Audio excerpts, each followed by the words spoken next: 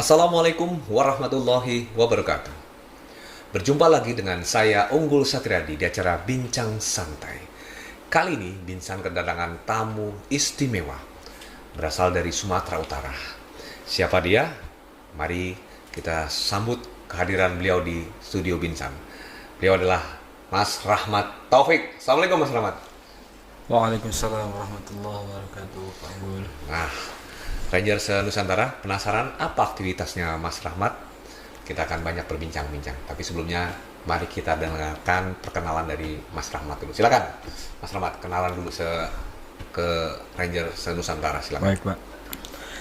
Assalamualaikum warahmatullahi wabarakatuh. Assalamualaikum warahmatullahi wabarakatuh. Sahabat MPM TV, masyarakat Indonesia. Nama saya Rahmat Taufik Sipahutar. Saya berasal dari Sumatera Utara, tepatnya di Kabupaten Labuhan Batu Utara. Kedua orang tua sukunya Batak. Tadi sudah kita dengar marga saya Sipahutar. Ibu saya Sitorus. Saya meniti pendidikan masuk pondok mulai dari SMP, SMA, kemudian jeda sebentar buat menghafal Quran. Sebelum akhirnya saya masuk PT IKI sampai sekarang.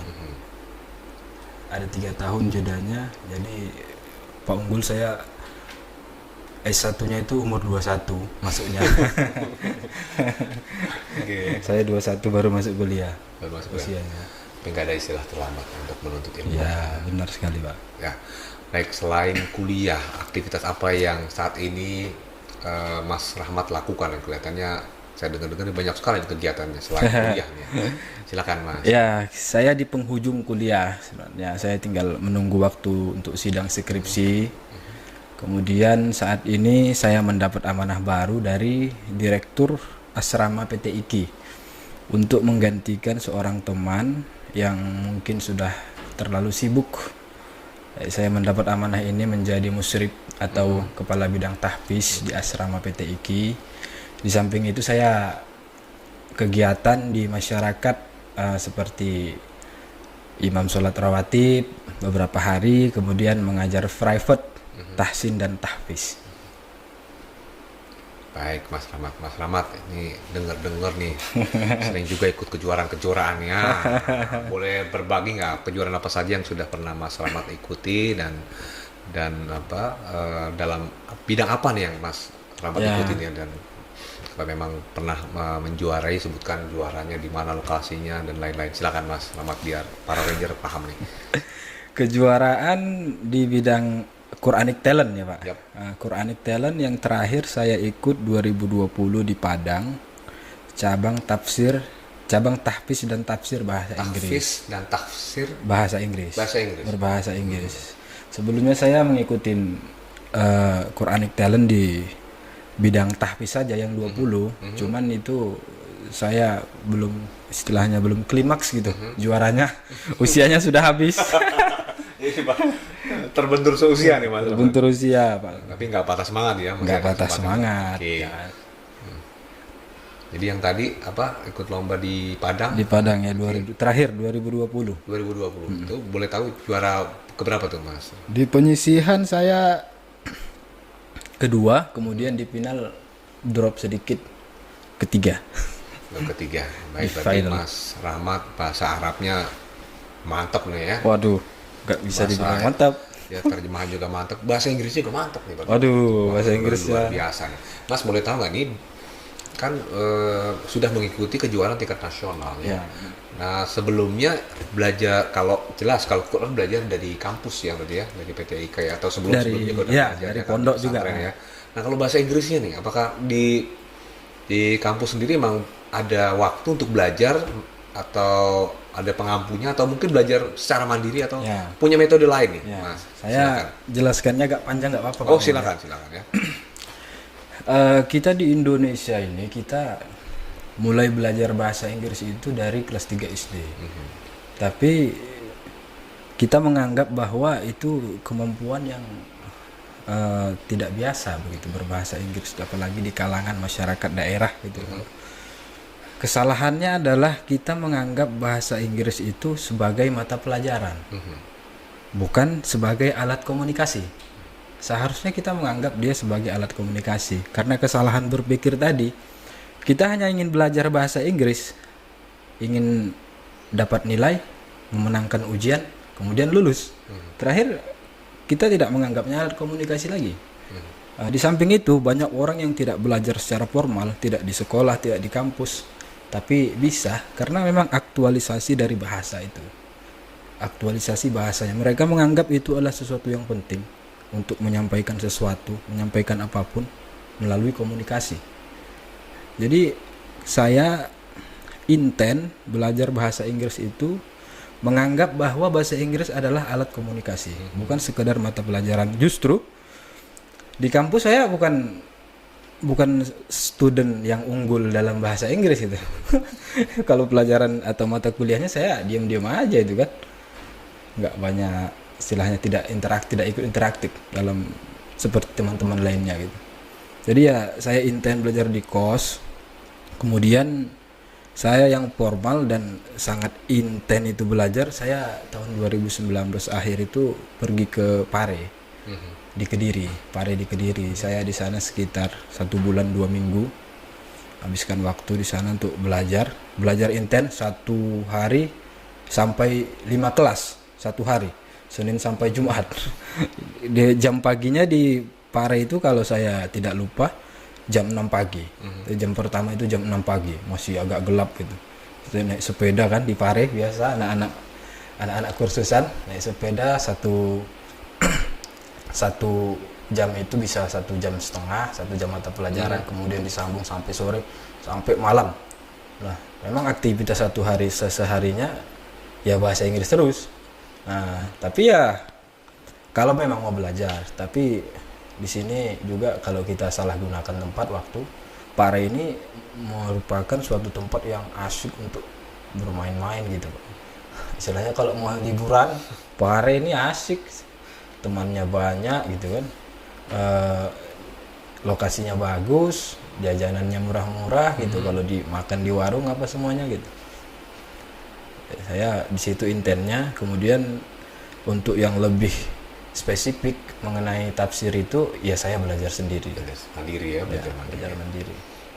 Bagaimana nih melatih konsistensi, Mas? Kan orang kan ada titik jenuhnya pasti. Ya, benar. Belajar secara terus-menerus hal-hal yang itu lagi kan pasti ada titik jenuhnya. Nah, ini bagaimana nih Mas Rahmat mengatasi ini buat tips para Rangers Nusantara nih biar terus konsisten belajar bahasa Inggrisnya. Sebenarnya apapun yang ingin kita capai itu konsepnya adalah maraton, bukan sprint. Maraton itu kan kita lari, kalau capek boleh istirahat. Kalau sprint lari terus, nggak istirahat gitu, larinya bosan. Maraton kita lari sebentar, kemudian berhenti, tapi bukan untuk menyerah. Berhenti bukan untuk menyerah gitu, tapi hanya untuk beristirahat, kemudian lari lagi. Nah, jadi memang kita butuh space, waktu untuk beristirahat, menghilangkan kejenuhan. Apakah kejenuhan itu datang? Pasti, karena kita manusia gitu kan Pak. Kita jenuh pasti, cuman jangan menyerah gitu. Jangan menyerah untuk mendapatkan hal yang kita inginkan itu. Istirahat, boleh beristirahat lah 2 atau 3 hari atau bahkan 1 minggu silahkan gitu. Cuman setelah itu susun lagi rencananya untuk mendapatkan mimpi itu gitu. Artinya benar ini nggak syah kalau nggak perform nih ya, kita perform. Para Rangers kita tes Mas Rahmat nih ya. Ya Mas Rahmat, jadi apa nih bahasa Arabnya, bahasa Indonesia dan tafsirnya gitu ya, pasti bahasa Inggris ya. Coba Mas, Arad ayat 28 Mas. Arad ayat 28 itu alladzina amanu wa tatma'innu qulubuhum bi dzikrillah, itu Pak ya. Betul. Ala bi dzikrillah tatma'innul qulub. Yap. Nah, ini ayat menerangkan tentang ketenangan. Ketenangan, betul. Ketenangan. Ayat yang sebelumnya itu wa yaqulul ladzina kafaru laula unzila alaihi ayatun mir rabbih qul innallaha yudhillu man yasha wa yahdi ilaihi man anab. Wa yahdi ilaihi man anab. Allah memberi petunjuk siapa yang bertaubat. Ini ayat sebelumnya, Pak. Sebelumnya ya. Korelasinya, hubungan ya, hubungan dengan ayat yang akan kita bahas ini.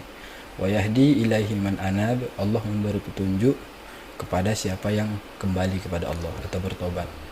Yang bertobat itu eh, intensitas apa yang mereka dapatkan? Alladzina amanu wa tatma'innu qulubuhum.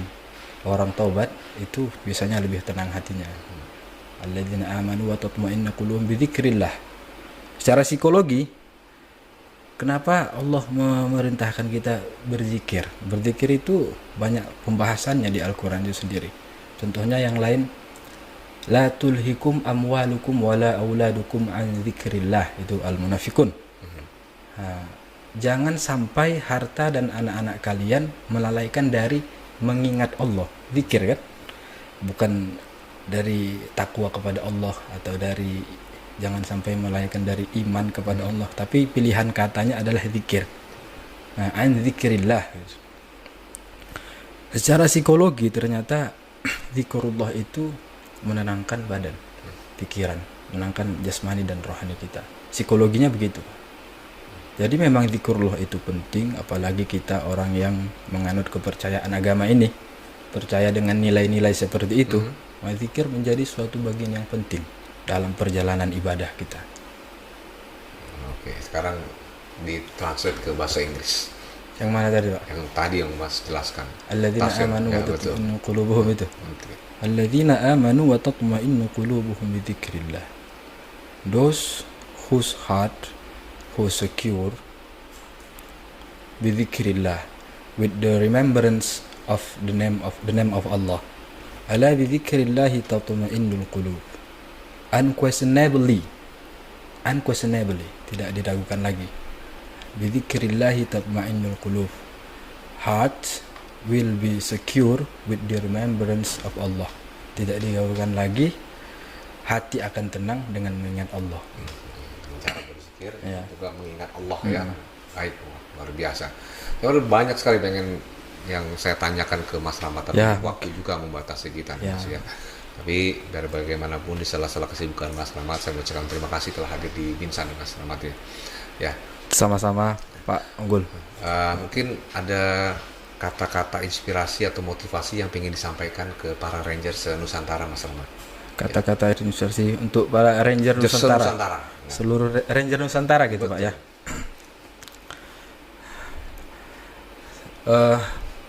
Pesan saya yang paling utama secara umum, jadilah orang yang bernilai.